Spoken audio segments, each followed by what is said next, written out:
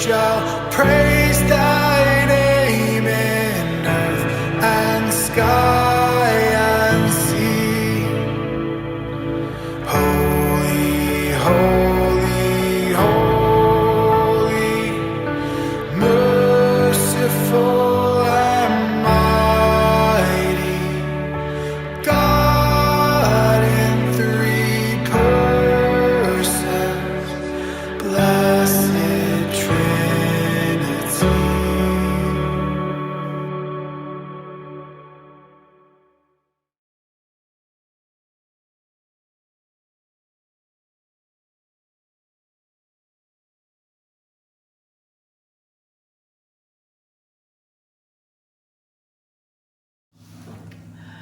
Happy Tuesday po sa inyong lahat. Pastor Ronel Vasquez na makakasama nyo sa online devotion for this morning. Ganito po ang sinasabi sa Exodo, Kabanatang 20, mga talatang 1 hanggang 4 na siyang ating batayan sa umagang ito.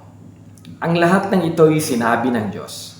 Ako si Yahweh, ang iyong Diyos na naglabas sa iyo sa Ehipto at nagpalaya sa iyo mula sa pagkaalipin. Huwag kang sasamba sa ibang Diyos maliban sa akin.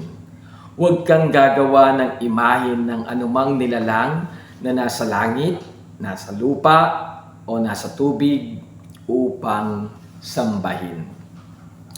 Ang mga talatang ito ay nagtuturo ng dalawang bagay sa atin. Una ay ang kalikasan ng ating Panginoong Diyos, na siya ay likas na espiritu o hindi nakikita. Gaya ng sinabi sa 1 Kabanatang 4 na ang Diyos ay espiritu, kaya dapat siyang sambahin sa espiritu at katotohanan.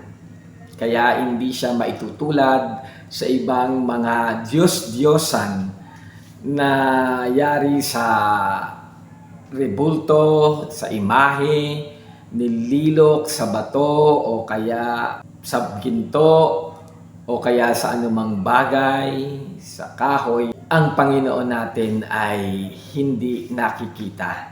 Dahil again, basically, God is a spirit. Pangalawa naman na itinuturo sa atin sa umagang ito ay ang tendency ng mga tao na manghawakan sa mga bagay na nakikita. Ang mga tao ay nagkakaroon ng insecurity o hindi napapanatag kung wala silang nahawakan, kung wala silang nakikita, o kaya ay naririnig. Kaya naman matatandaan natin nung si Moises ay pinaakyat ni Yahweh sa isang bundok upang kausapin, naiwan ang mga Israelita. At nung pagbalik ni Moises ay nadatnan niya sila na gumawa na ng gintong guya upang kanilang sambahin. Yun yung insecurity ng mga tao na hindi sila mapakali kapag wala silang nakikita. Typical sa ating mga buhay, di ba? Sa magkarelasyon, nagkakaroon ka ng worry o pag-alala kapag ang asawa mo ay lumabas na ng bahay, nagtrabaho at di mo na nakikita, o kaya naman ang grocery mo ay nababawasan na, o kaya yung bigasan mo ay malapit ng masaid, o yung iyong wallet ay luminipis na. We tend to get worried whenever we think that all those things that we can see are running out of supply o pwedeng anytime ay maglaho na. Kung kaya naman ang mga Israelita ay pinaalalahanan ng Diyos na si Yahweh na wag silang manghawakan sa mga bagay na kanilang nakikita. O wag silang gumawa ng mga bagay na pwede nilang tignan upang sambahin. Dahil mayroong Diyos na bagamat hindi nakikita, ay makagagawa sa kanilang kalagayan at sitwasyon. Kaya nga, yung unang talata ng Exodo, Kabanatang 20 ay pagpapaalala ni Yahweh sa mga Israelita kung gaano ang himala na ginawa niya sa kanyang bayan nung ito ay iligtas niya mula sa pagkaalipin sa Ehipto. Na bagamat our God is a spirit, but our God is a working God. Our God is an omnipotent God o makapangyarihang Diyos. Ang totoo, yung isa pang kalikasan ng Diyos ay yung pagiging omnipresent God o siya ay sumasa lahat ng dako. At ito ay pinalalim pa ng ating Panginoong Kristo nang sabihin niya na ang paghahari ng Diyos or the kingdom of God is within you. Ibig sabihin, ang presensya ng Panginoon ay hindi na lamang nasa lahat ng dako, kundi importante nasa ating kaloob-looban, nananahan sa ating mga puso.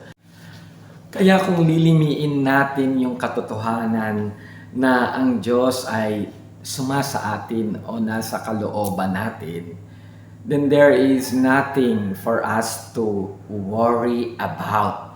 Kahit yung mga panahon na sa tingin natin ay hindi ganong favorable sa atin, ang importante, hindi tayo iniiwan ng Panginoong Diyos. Ang importante, pinag-aharian pa rin tayo ng ating Panginoong Diyos. Ang importante, hindi niya tayo pinababayaan sa dilim.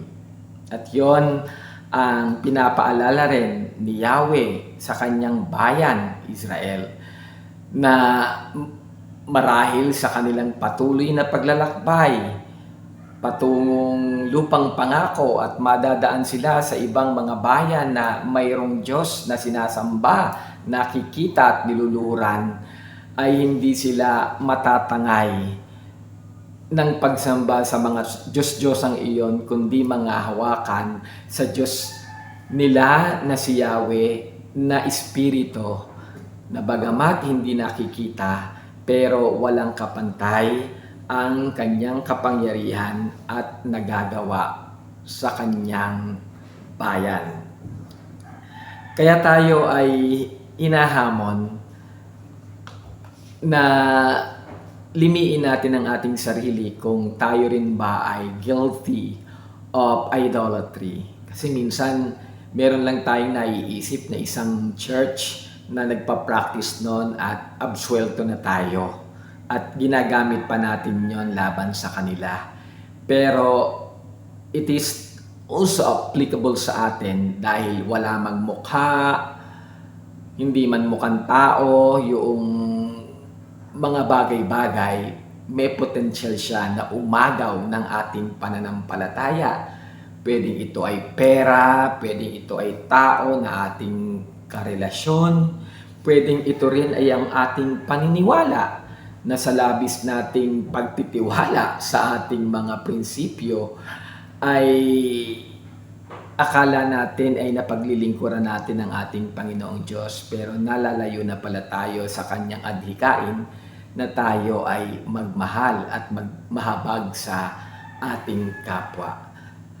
So in short, para sa atin lahat ang mga talatang ito, at dalangin natin na huwag tayong tumulad sa mga Israelita na nung iwan ni Moises dahil siya ay inutusan ng Panginoon na umakyat sa bundok upang sila ay magkausap, nadatnan sila ni Moises na gumawa ng gintong guya, golden calf, upang kanilang sambahin.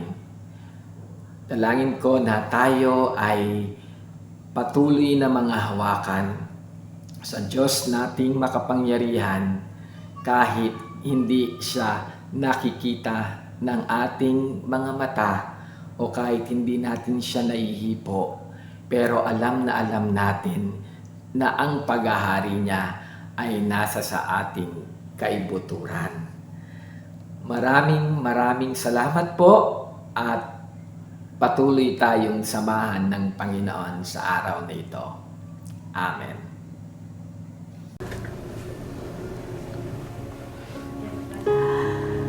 Walang hanggang Diyos na aming kinikilala. Ikaw ang makapangyarihan, ikaw ang lumalang sa amin. Ang taglay naming kalakasan sa umagang ito ay nagmumula sa iyo. Panginoong Diyos, marami kaming mga karanasan sa buhay. Kung nakakaranas man ngayon ang bawat mga anak mo, Panginoon, sa pagbangon nila sa kanilang pagpapahinga sa nakaraang gabing ito, na may mga problema, mga pighati, mga hindi pa nasusolusyonan na mga problema, mga pagkakasakit, ang lahat ng ito, Panginoon, ay aming pong idinadaing sa iyo at inilalapit. Pakinggan mo kami. Pakinggan mo ang kanilang mga daing. Sapagkat wala kaming pag-asang lapitan, kundi tanging ikaw, O Diyos, na aming Panginoon na makapangyarihan sa lahat. Kung kami man ay nagkukulang sa aming mga gawain patungo sa iyo, kung kami man ay nagkakamali at hindi namin nagagampanan ang gusto mong ipinapagawa sa amin, patawarin mo kami. O Diyos, salamat sapagkat merong ganitong pakikinig ng iyong mga salita. At alam namin na ang bawat salitang narinig namin ang siyang nagpapaliwanag sa aming mga buhay, sa aming gusto, na ito naman, Panginoon, ay inilalaan at inilapit namin sa iyo. Nakatigan nawa ng iyong banal na Espiritu, na hindi yung aming pangangailangan lamang ang aming nakikita, hindi yung aming gusto ang dapat lamang mangyari, kundi ang iyong kagustuhan, Panginoon. O Diyos, nagpapakumbaba po kami ngayong umaga. Dinggin mo ang aming hinaing. Patawarin mo kami sa aming mga pagkukulang. Narito po, O Diyos, ang bawat mga anak mong nakikinig. Narito sila dahil pinapasalamatan ka sa kanilang mga buhay. Ang tagumpay ng buhay, ang salat na kung minsan nagkukulang ang kanilang mga pangangailangan, subalit, O Diyos, ikaw, kailanman ay hindi ka nagkulang para sa aming mga buhay. Lalong higit ang aming mga tinatangkilik. Ang bawat mga anak mo, Panginoon, na pinagmumulan ng kanilang mga hanap buhay. O Diyos, akin pong idinadalangin sila na pagpalain mo ang bawat mga tinatangkilik nila, hanap buhay at trabaho.